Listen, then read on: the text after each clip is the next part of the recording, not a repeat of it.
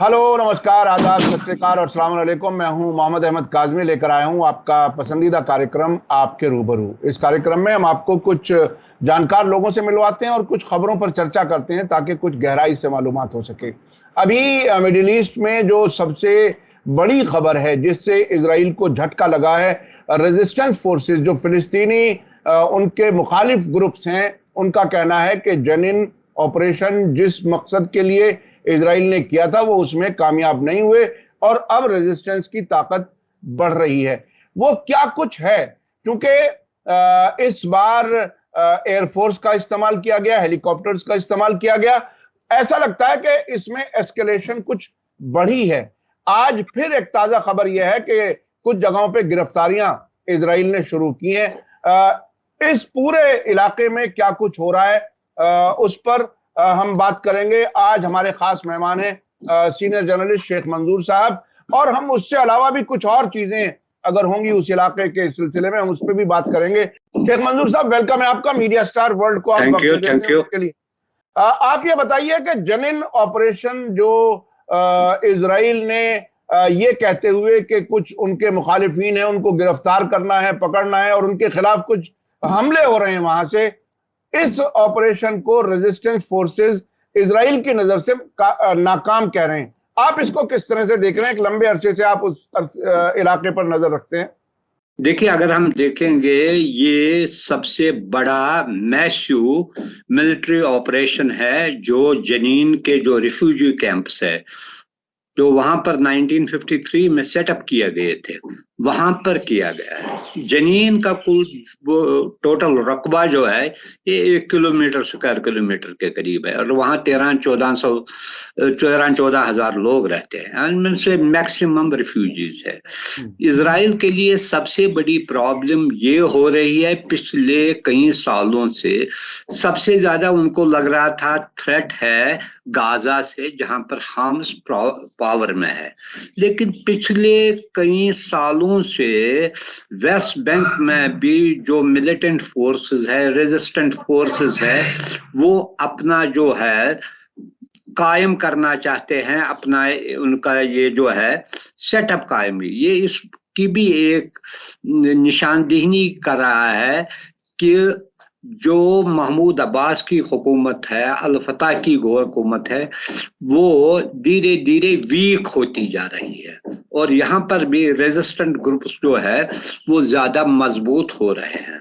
हालांकि उन्होंने ऑपरेशन किया है वहां पर और तकरीबन 48 आवर से के करीब चला ये मैसिव ऑपरेशन, जिसमें 13 शहीद भी हुए, फलस्तीनियंस भी शहीद हुए।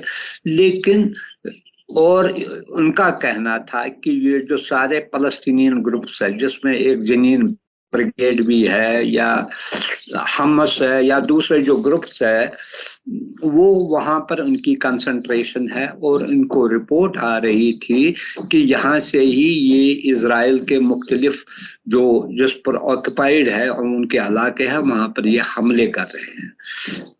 हमले एक चीज तो ये साबित हो गया कि रेजिस्टेंस बढ़ रही है, ये सिर्फ कन्फाइन नहीं रही है सिर्फ गाजा एरिया में। जो वेस्ट बैंक का एरिया है वहां पर भी अब इजराइल को लग रहा है कि ये एक उनके लिए सीरियस थ्रेट बन रहा है। इस ऑपरेशन के फौरन बाद एक फलस्तीन ने चाकू के जरिए उन्होंने बहुत सारे इजराइलियों को जख्मी भी किया है। ये दिखा रहा है और इसमें सबसे ब्रूटैलिटी और रिप्रेशन का ये आलम रहा। बहुत सारे घर उन्होंने डिस्ट्रॉय किए वहां लोगों को। अच्छा शेख साहब, इसमें दो चीजें सामने आ रही हैं। एक तो ये बताया जा रहा है कि जनिन रेफ्यूजी कैंप में फिलिस्तीनियों ने कुछ हथियार बनाने की फैक्ट्रियां कायम कर ली हैं, वह बहुत ही खतरनाक हथियार हैं। दूसरी, एक इजरायली मीडिया की तरफ से, एक्सपर्ट्स की तरफ से यह बात कही जा रही है कि जिस तरह से सन 2000 में साउथ लेबनान में और 2005 में गजा में जो हालात थे इजरायली फौजों की वापसी से पहले, उस तरह के हालात अब वेस्ट बैंक में बन रहे हैं। तो क्या ये उम्मीद की जाए, क्या आपको ऐसा लगता है, चूंकि एयरफोर्स का इस्तेमाल हो रहा है, عام طور پر ایئر فورس کا استعمال نہیں ہوتا. آپ کو کیا لگتا ہے کہ کیا ویسٹ بینک جس طرح سے غزہ اسرائیل سے آزاد ہوا تھا، کیا اس طرف کیا کیسا کس پیس سے کس اسپیڈ سے اس طرف جا رہے ہیں؟ جیسے میں نے پہلے ہی کہا تھا، جو الفتح جو محمود عباس جسے ہیڈ کر رہا تھا، ویسٹ بینکی علاقہ اس کے پاس رہا تھا الٹیمیٹلی، چونکہ وہاں کے لوگ بھی اس سے جو ہے وہ اس سیٹ اپ سے ناراض ہے کسی، تو وہ کہتے ہیں انہوں نے کچھ نہیں کیا فلسطینین کاز کے لیے، بلکہ کبھی کبھی کمپرومائز بھی کیا ہے، انہوں نے اسرائیلی اتھارٹیز کے ساتھ وہ کوآپریٹ بھی کر رہے ہیں اور لوگوں کو گرفتاریاں کرنے میں فیسلٹیٹ بھی کرتے ہیں. یہ ایک ریزنٹمنٹ ہے اس گورنمنٹ کے خلاف. یہ ایک نشاندہی بھی یہ بھی کر رہا ہے کہ اگر جنین کیمپ جو ریفیوجی کیمپ ہے وہاں پر ریزسٹنٹ گروپس جو ہے وہ ایمرج ہو رہے ہیں. یہ دکھا رہا ہے کہ اب آئندہ یہ جو اسرائیل کو نہ صرف غزہ کا سامنا کرنا پڑے گا بلکہ ان کو ویسٹ بینک میں بھی ایسی ہی ریزسٹنس کا سامنا کرنا پڑے گا جیسے وہ غزہ میں کر رہے ہیں، فیس کر رہے ہیں. یہ ان کے لیے لمحہ فکر ہے.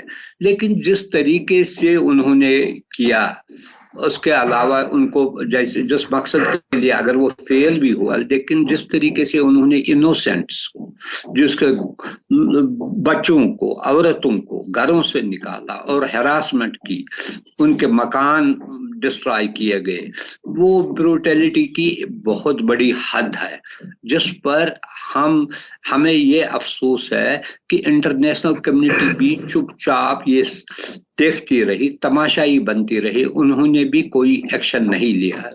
لیکن دوسری طرف یہ سارا کچھ جو ہے، جو نیتانیاہو اور اس کے جو رائٹ ونگ الائز ہے وہ بار بار یہ کوشش کر رہے ہیں کہ وہ اپنا جو ہے اپنے سیٹلمنٹس کو ویسٹ بینک میں طرح بڑھا رہے ہیں، جو ان کے لیے بھی، جو ویسٹ بینک میں رہتے ہیں ان کے لیے بھی سب سے بڑا چیلنج ہے. وہ نہیں چاہتے ہیں کہ یہ آ جائے یہاں پر، حالانکہ یہ علاقہ بھی 67 میں جو ہے اسرائیل کے ہاتھ میں آیا ہے، جس کی وجہ سے جو ہے وہاں کے لوگوں کو یہ خدشہ ہے. جو یہ نیو سیٹلمنٹس کی یہ اناؤنسمنٹ کر رہے ہیں اس میں سب سے زیادہ ویسٹ بینک والے ہی، چونکہ غزہ کی طرف تو وہ سیٹلمنٹ اس کا کوئی ہے ہی نہیں انٹینشن، سارا کچھ جو فوکس ہے اسی ایریا میں ہے، وہ ان کا قافیہ تنگ کرنے کی کوشش کر رہے ہیں. اچھا، آپ نے نیو سیٹلمنٹس کا ذکر کیا. جو بائیڈن کا ایک بیان بالکل تازہ ہے، آج ہی میڈیا میں سامنے آیا ہے. وہ یہ کہہ رہے ہیں کہ اسرائیل کی کیبنٹ میں بہت زیادہ شدت پسند لوگ ہیں اور وہ نئے سیٹلمنٹس، نئی بستیاں بسانے کی کوشش کر رہے ہیں، اس میں آگے بڑھ رہے ہیں. ایسی حالت میں سعودی عرب کے ساتھ تعلقات شروع کرنے کے کوئی امکان نظر نہیں آتے. تو کیا امریکہ کی طرف سے کبھی کوئی ایسے سیریس ایفرٹس ہوتے ہیں جو یہ بیانات آتے ہیں، کیا اس میں کہیں کوئی سچائی ہوتی ہے یا صرف دکھاوا ہوتا ہے؟ چونکہ آخرکار پھر امریکہ کی طرف سے بیان وہی آتا ہے کہ ہم ہر حال میں اسرائیل کی سیکیورٹی کے لیے کمیٹڈ ہیں. اس کے کیا معنی ہوتے ہیں؟ دیکھیے، اس کی ایک اور معنی یہ ہے، جو یہ کوشش کر رہے تھے کہ سعودی عربیہ اسرائیل کے ساتھ اپنے ڈپلومیٹک ریلیشنز کو اسٹیبلش کرے، اس میں شاید ان کو یہ کنوے کیا گیا ہے کہ جو اسرائیلی گورنمنٹ کا اپروچ ہے، خاص کر ریڈیکلز اور رائٹ ونگ پارٹیز کا اپروچ ہے، اس کنڈیشن میں ان کے لیے یہ بہت مشکل ہوگا کہ وہ سفارتی تعلقات پیش کرے، جس کی اس نے عکاسی بھی. ہم نے بھی پہلے کئی پروگرامز میں یہ کہا کہ یہ موزون ٹائم نہیں ہے سعودی عرب کے لیے، خاص کر یا دوسرے عرب کنٹریز کے لیے جو بچے کھچے رہے ہیں ان کو اس وقت نہیں کرنا ہے. ساتھ ہی ساتھ یہ ایک اور چیز کی نشاندہی کرنا ہے کہ یو ایس سیریسلی اسرائیلی گورنمنٹ کو نہیں روکتا ہے، جیسے وہ پہلے کئی بار انہوں نے کیا تھا، فرملی ان کو کہا تھا کہ سیٹلمنٹس کو روکو. اب کی بار بیان بازی کے علاوہ کچھ نہیں کرتے ہیں. اچھا، انہوں نے ورچولی چھوڑ ہی دیا اس ریجن کو. کیا چھوڑ دیا کا مطلب یہ سمجھا جائے کہ امریکہ اسرائیل کو مدد نہیں کرے گا یا نہیں مدد کرے گا؟ ہاں، وہ چھوڑنے کی بات نہیں ہے. اسرائیل کے لیے وہ کسی حد تک جا سکتا ہے، جیسے ہم نے 67 اور 73 وار میں ہے، یا چاہے اوسلو ایگریمنٹ ہے، جس طریقے سے جس شدت کے ساتھ وہ اسرائیلی اسٹیٹ کو قائم کرنے کے لیے پیچھے رہا، اس میں کوئی کمی نہیں آئی ہے. کیونکہ اب ان کو لگتا ہے یہ وہاں پر پوری طرح فرملی انٹرنچڈ ہے، اس لیے وہ نہیں، ان کو اس پر شک نہیں ہے، جو بھی کوئی سیٹلمنٹ رہے گا اس میں اسرائیل کی ایگزسٹنس وہاں پر موجود رہے گی. اب یہ ہے کتنا علاقہ ان کے پاس رہے گا، کتنا وہ چھین سکتے ہیں فلسطینیوں کے ساتھ، جس کو ہم پہلے بات کر رہے تھے 27 to 29% آف ٹیریٹری جو ہے وہ فلسطین، وہ دھیرے دھیرے شرنک ہو رہا ہے. لیکن اب یہ جو شرنک ہونے کا جو سلسلہ تھا اور اسرائیلی قبضہ ہر طرف بڑھتا ہوا جا رہا تھا، جو اب بھی سیٹلمنٹس کی شکل میں سامنے آ رہا ہے، لیکن کیا اگر ویسٹ بینک اسرائیل کے ہاتھ سے نکلتا ہے، کیا اب وہ شرنک ہونے کا اب دوسری طرف ریورسل شروع ہوگا؟ کیا فلسطینیوں کے علاقے اور آزاد ہونے کے امکان لگتے ہیں؟ جس طرح سے ریزسٹنس پاورز، جو ریزسٹنس گروپس ہیں، ان کے پاس ہتھیار، ٹیکنالوجی، اور خود اسرائیلی کہتے ہیں کہ ہر دن اگر حزب اللہ چاہے تو 2000 راکٹس روزانہ اسرائیل پر داغ سکتا ہے، یا اسی طرح سے حماس اور جہاد اسلامی.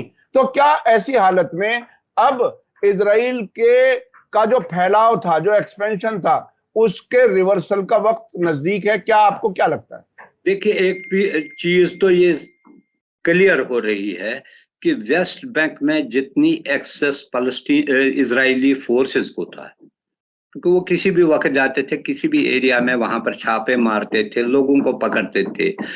اگر یہی حال رہا اور انہوں نے اپنا جو ریزسٹنس گروپس ہے یا ملیٹنٹ گروپس جنہیں ہم کہیں گے، اگر انہوں نے اپنا یہ بڑھایا سلسلہ، تو اسرائیل کو بجائے کہ وہ غازہ پر فوکس کرتے، ان کو زیادہ سے زیادہ فوکس اسی ایریا پر کرنا پڑے گا.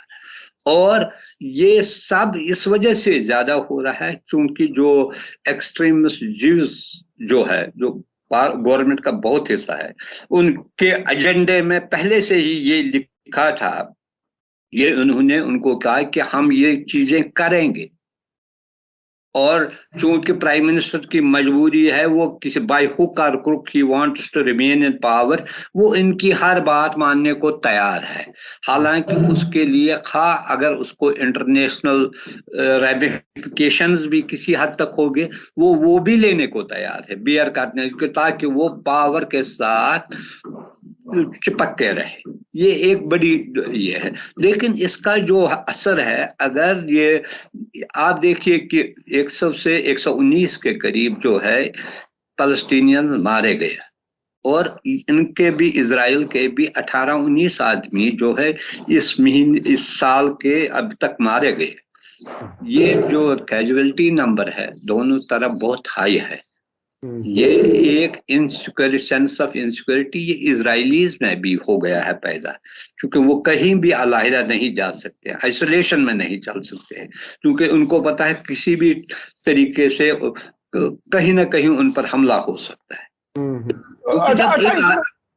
اس میں ایک بالکل دوسری طرف میں لے کے جا رہا ہوں آپ کو، وہ یہ کہ پچھلے دنوں ایران کی راجدھانی تہران میں اسلامک جہاد، حماس، ان دونوں کے لیڈرز اور قدس فورس کے ذمہ داران، ایران کے نیشنل سیکیورٹی ایڈوائزر، ان کی ایک بہت اہم میٹنگ ہوئی ہے، جس میں یہ نکل کر کے آیا کہ ایران ان سارے گروپس کے بیچ میں کوارڈینیشن اور اتحاد بڑھانے کی کوشش کر رہا ہے، اور وہ پوری طرح سے مدد دینے کی بھی بات کرتا ہے. تو ایسی حالت میں آپ فیوچر کیسا دیکھ رہے ہیں؟ ایک طرف اسرائیل کی طاقت، کیا یہ بڑھ رہی ہے یا گھٹ رہی ہے؟ ایک طرف یہ دوسری طرف ہے. تو فلسطینیوں کے لیے کوئی امید کی کرن ہے، یا اسی حالت میں وہ روزانہ शहादतें देते रहेंगे, मुश्किलात से गुजरते रहे? आपको क्या लगता है? देखिए, इमीडिएटली कोई नहीं है, इनके लिए कोई राहत का कोई नहीं लगता है इमीडिएटली, लेकिन जैसे मिडल ईस्ट की situation, security scenario is changing day by day. अब जो है बहुत सारे, इवन फॉर ईरान जो है, स्मूथनेस आई है उनको रिलेशंस वहां कायम करने में। उनके लिए जो पहले रुकावटें थी वो किसी हद तक खत्म भी हो गई है। उनके जो दो चार मसलन, अब उनको चूंकि सीरिया, लेबनान, इराक, यहाँ भी बाय एंड लार्ज पीस हुआ है, वो ईरान के लिए इन मिलिटेंट ग्रुप्स या इन रेजिस्टेंस ग्रुप्स को मदद करने में आसानी होगी बहुत हद तक, वो एक कर सकते हैं। और चूंकि सीरिया और हिजबुल्लाह बहुत क्लोज है ईरान के, और अगर वहां उनकी तरफ से फैसिलिटेट किया गया तो इजराइल के लिए आइंदा बहुत मुश्किलात का सामना करना। अब की बार ये भी सिचुएशन है कि जो अरब कंट्रीज पहले इजराइल को किसी न किसी तरीके से डायरेक्टली इनडायरेक्टली उनके साथ रहते थे और मदद भी हो रही थी या म्यूट स्पेक्टेटर्स रहे, वो इस मामले में उनको कोई मदद नहीं कर सकेगी, क्योंकि डायनेमिक्स चेंज हुआ। वो अमेरिका की वो नहीं रही है हेजेमनी इस एरिया में जो पहले हुआ करती थी। जिस दिन अमेरिका की बात ही नहीं वो मानते हैं अब, जिस दिन आपने देखा कि वो जो रेनिगेड्स थे, मर्सनरीज थे, जब उन्होंने किया वेगनर ग्रुप के, जब उन्होंने रिवोल्ट किया पुतिन के, उसी दूसरे दिन क्राउन प्रिंस ने पुतिन के साथ बातचीत की और इजहारी यकजहती दिखाई। ये एक नया डायनामिक। अच्छा, एक चीज और मैं समझना चाहता हूँ, वो ये कि जब भी कोई एस्केलेशन होता है, जिसे जंग आसान जबान में कहा जा सकता है, कभी अभी पिछले दिनों 5 दिन की हुई थी, अब ये 2 दिन का जेनिन ऑपरेशन रहा, उससे पहले मई 2021 में 11 दिन का था। और जब भी ये होता है उसमें इजिप्ट और कभी कभी जॉर्डन भी वो मीडिएट करने के लिए आता है। क्या वो फिलिस्तीनियों को बचाने के लिए आते हैं या इजराइल को बचाने के लिए आते हैं? मेरे ख्याल में दोनों। ये देखिए, इंटरनेशनल पॉलिटिक्स में ऐसे हमने हमेशा देखा है, अगर दो कंट्रीज आपस में लड़ते हैं तो एक ऐसी कंट्री होती है जो अपने आप को इक्वी डिस्टेंस में रखता है ताकि दोनों के दरमियान it can work as a bridge. वही रोल जो है इजिप्शियंस हमेशा करते रहे हैं। इजिप्शियंस पैलेस्टीनियंस के बारे में कैरेट एंड स्टिक का रोल पैदा करते हैं। कभी उनको जो है वीजा उनको देने में जो है बहुत मुश्किलात पैदा, बंद करता है बॉर्डर, हफ्तों करता है, दिनों करता है, लेकिन कभी जब ज्यादा उसको लगता है ये इसमें ज्यादा हाइटन हुआ, ज्यादा प्रेशर है, तो उसको ईज भी करता। उनके लिए वो कैरो में फिर इजराइल के जो ऑफिशियल्स हैं उनके दरमियान मीटिंग करके किसी न किसी तरीके से वो एक सीज फायर का रोल भी अदा करता है। ये Jordan is totally different. Jordan basically, Jordan को ये दुख है कि उसके जो इलाके हैं, खासकर जेरूसलम जिसके बारे में, और वेस्ट बैंक, वो समझता है ये मेरे इलाके थे, उस पर कब्जा किया है, और वो पूरी तरीके से खुश नहीं है। करता तो है, उनके वहां पर लगता है कि एक तो उसको अरब कंट्रीज ने भी आइसोलेट किया था, जो रीसेंट जंग चल रही थी बिटवीन गल्फ कंट्रीज में, उसमें वो हाशिए में पड़ा था, और उसने कुछ चीजों पर स्टैंड भी लिया। अगर आप देखेंगे इब्राहिम अकार्ड पर वो अलहदा रहा, हालांकि उसका जो एरिया है, वेस्ट बैंक है, जेरूसलम है, वो उसी के एरिया अभी तक तो टेक्निकली उसी का वहां पर है, मस्जिद अक्सा में उसी की मैनेजमेंट है, वो अलहदा रहा, उसने उसको सपोर्ट नहीं किया। कुछ वहां पर जो है वो चाहता था, रिलेशंस तो उसने किए उनके साथ, लेकिन वो इतने खुशगवार नहीं है जितने इजिप्ट के रिलेशंस इजराइल के साथ खुशगवार है। और इजराइल भी उसको जब भी कभी उनको भी मुश्किलात होता है अरब कंट्रीज के साथ, वो प्रेफर करता है इजिप्ट को इस्तेमाल करने के रादर देन जॉर्डन। अच्छा, जो इस इलाके की मोनार्कीज हैं, जहां जाहिर है इलेक्शन नहीं होते, कहीं कहीं वो पार्लियामेंट या एडवाइजरी किस्म की कुछ चीजें हुई हैं, ये अपने नेशनल इंटरेस्ट को नहीं बचा पाते अमेरिका के दबाव में, क्या कुछ होता है? ये इसे थोड़ा सा और हमारे दर्शकों को बता दें तो। देखिए, पहले इनको लग रहा था कि अमेरिका और वेस्ट सारा कुछ उनके लिए है। उसमें कुछ ये भी हकीकत है कि कुवैत को लिबरेट करने में उन्होंने रोल अदा किया, उनको लग रहा था। अच्छा, उसके बाद एक और सेंस ऑफ इनसिक्योरिटी इनमें बढ़ गई, बस यही एक ताकत है जो हमें बचा सकेगा एक्सटर्नल एग्रेशन से। तो इस वक्त उसके बाद ये टोटली डिपेंडेंट हो गए। ये हाल ही के कुछ 2-4 सालों के दौरान एक तो यंगर लीडरशिप आने लगी, जो पुराने थे वो तो उनका तो इंतकाल हो गया। नए लीडरशिप में कुछ इनके अपने मसाइल की वजह से दूरी हो गई वेस्ट के साथ, कुछ उनकी मजबूरियां पड़ गई, और ये भी देखने लगे कि ग्राउंड रियलिटी अब कुछ और ही है, वो जो सुपर पावर नहीं रहा है। इसके अलावा भी इस दुनिया में ऐसे बहुत बड़ी कंट्रीज है जिनके साथ मेंटेन करना, रिलेशंस मेंटेन करना, उनको साथ अच्छे ताल्लुकात रखना वो जरूरी भी है, और वो इनके लिए एक कुशन भी है। यही आप देखते हैं, ये जो डायनामिक सारा ट्रंप के बाद ही चेंज हुआ सारा। इसमें एक आप एक चीज, जब आप कोई चीज वो जो है इम्पोज्ड पीस, एक तो इम्पोज कर, दूसरा है माइंड का पीस, रियली पीस होगा। This was imposed on them. कुछ कंट्रीज रिलक्टेंट थे, लेकिन वो इतने बेबस थे, इतने उनको लग रहा था हम नहीं स्टैंड करेंगे, उन्होंने रिलक्टेंटली उसको एक्सेप्ट किया। लेकिन अब उन्हें लगता है वो दौर खत्म हुआ है, हम उस दौर से निकल रहे हैं, हम आहिस्ता आहिस्ता वो असर्ट करने लगे हैं अपने राइट्स के बारे में। और हो सकता है प्रैग्मेटिज्म भी उन पर आ रहा है कि ये जो है पेट्रोलियम रिसोर्सेज हमेशा नहीं रहेंगे, वी हैव टू डाइवर्सिफाई, किसी और चीज में करो, टूरिज्म को बढ़ाओ या नई टेक्नोलॉजी को बढ़ाओ, ताकि जो मुनहसर ये हमेशा इन्होंने पेट्रोलियम को ही इस्तेमाल किया, वेस्ट भी किया और अपने लिए भी ऐश आराम किया, लेकिन सारा कुछ हमेशा ये नहीं रहेगा। अभी देखिए, मैं देख रहा था रिपोर्ट, डिपेंडेंस ऑन सऊदी अरब और रशिया ने ऑयल आउटपुट कम किया, despite that oil prices up नहीं हुए।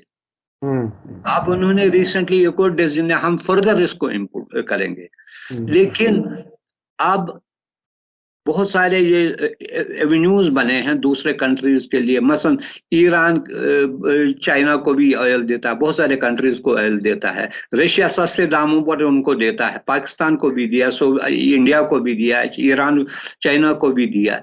वो जो है वो अब उसमें इतना नहीं रहा जो पहले ऑयल एज ए वेपन इस्तेमाल करे उसकी। वो जैसे हम देख रहे थे कि शायद सबसे बड़ी प्रॉब्लम जो होगी यूरोप में होगी, एनर्जी क्राइसिस हुई, लेकिन वो ओवरकम किसी हद तक उन्होंने उस पर मैनेज करना शुरू किया। ये एक नई रियलाइजेशन है इन मुल्कों के जो रूलर्स है कि we should not remain dependent on one country या ऑन वन रिसोर्स, हमें इसको डाइवर्सिफाई करने की। और जितना वो अब कर रहे हैं बैलेंस्ड एक्ट कर रहे हैं, वो चाइना के साथ भी कर रहे हैं, रशिया के साथ भी, इनको के साथ भी कर रहे हैं, लेकिन ग्रेजुअली वो इनको खुद अमेरिका को एहसास हो गया, now they are not there strong allies as they used to be in the past. इसीलिए वो नए नए जो है पार्टनर्स ढूंढने की कोशिश कर रहे हैं, लेकिन उनके हाथ से एक बार कोई चीज मिसट्रस्ट पैदा होता है फिर ये कायम रहता है, उसमें बढ़ता ही है, कम नहीं होता है। अभी हमें याद है जो आपने बताया कि ये हुकूमतें किस तरह से अमेरिका पर डिपेंड रही हैं। डोनाल्ड ट्रंप के आखिरी दिनों के वो बयानात हमें याद हैं, जब वो कहते थे कि अगर एक हफ्ते भी हम इनको सिक्योरिटी ना दें तो हुकूमतें गिर जाएंगी, कोलैप्स हो जाएंगे। हाँ, तो ऐसी अब जो नई रियलिटी है इस मिडिल ईस्ट में, जिसमें ईरान और सऊदी अरब, यूएई, उन्होंने बाकायदा गल्फ की सिक्योरिटी के लिए एक कंसोर्शियम किस्म की कोई चीज बनाई है, और अमेरिका की जो सिक्योरिटी अरेंजमेंट था उससे यूएई अलग हुआ है। तो ऐसे हालात में अब आपको क्या लगता है कि ईरान और सऊदी अरब के ताल्लुकात के नॉर्मल और बेहतर होने के साथ साथ क्या सऊदी अरब भी उतना असर्टिव हो पाएगा जितना खुल करके ईरान बहुत सी चीजों को बोलता है वेस्टर्न पावर्स के खिलाफ? देखिए, हमें सदर रईसी के जो एफर्ट्स है इसको अप्रिशिएट करना चाहिए। वो बहुत प्रैग्मेटिक उसने अप्रोच लिया है। हालांकि लग रहा था उसने जो पॉलिसी इख्तियार की वो ब्रेक थ्रू बन गया है कि खासकर गल्फ कंट्रीज के साथ जो है रिलेशन जो इतने स्ट्रेंड थे। अच्छा, उनको ये अंदाजा था कि स्ट्रेंड रिलेशंस का सबसे ज्यादा फायदा इजराइल को हो रहा है, और जो ईरान के एडवर्सरीज थे, यूएस, यूरोप के कुछ नेशंस थे, उनको इससे सबसे ज्यादा फायदा होता है। चूंकि वो उनको एक चीज था कि ईरान के न्यूक्लियर इंस्टॉलेशंस के बारे में, न्यूक्लियर प्रोग्राम के बारे में उनको कुछ गलतफहमियां भी करता था, लेकिन जो बोल्ड स्टेप उसने उठाया और जिसमें चाइना ने एक मेजर रोल अदा किया, फैसिलिटेटर का रोल अदा किया, उससे आप देखिए हफ्तों में सारा चेंज हुआ। अभी देखिए 2-4 दिन पहले अब इजिप्ट के साथ भी उन्होंने ताल्लुकात को रेस्टोर किया। उसके अलावा हर एक चीज, प्रेसिडेंट असद अब जा रहा है शायद अर्दोगान को मिलने के लिए, ये नई एक डेवलपमेंट आ रही है। ये सारा जो है चेंज हो रहा है, और उनको भी लग रहा था कि खामखा हम किसी चीज पर, जो अरब कंट्रीज है, खामखा एक चीज पर हम उनके साथ में कन्फ्रंट कर रहे हैं जिसका उन्हें कोई फायदा नहीं था। फायदा तो किसी तीसरे को था। उनको भी लग रहा था खामखा। अब देखिए इस साल जो रहा है, मुलाकातें हो रही है, एक दूसरे से मिलते हैं, जो कहीं कहीं कंफ्यूजन था या कहीं डिसएग्रीमेंट वो खत्म हो रहे हैं, आगे की तरफ बढ़ रहे हैं। और अगर ये गुडविल कायम रहेगा इन फ्यूचर, आप देखेंगे ये बड़ा खतरा जो है, इसमें एक नया अप्रोच आएगा, यूनिफाइड अप्रोच आ जाएगा। पहले हर एक चीज में माइनस ईरान रहता, माइनस इजराइल, सीरिया रहता, या कुछ इवन किसी हद तक लेबनान को भी बीच में और जॉर्डन को भी ये रखा था। अब चीजें बदल रही है, और इन चीजों को वो रियलाइज करते हैं जितना हम आपस में कोऑपरेट करेंगे इतना उनके लिए फायदेमंद और सूदमंद रहेगा।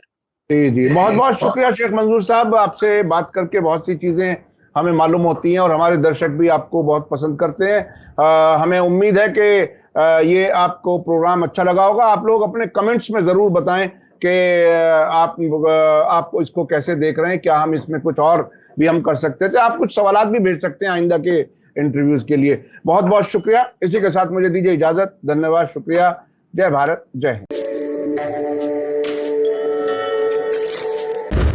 मीडिया स्टार वर्ल्ड के और वीडियो देखने के लिए हमारे चैनल को सब्सक्राइब करें और सीधे नोटिफिकेशन पाने के लिए बेल आइकन दबाएं।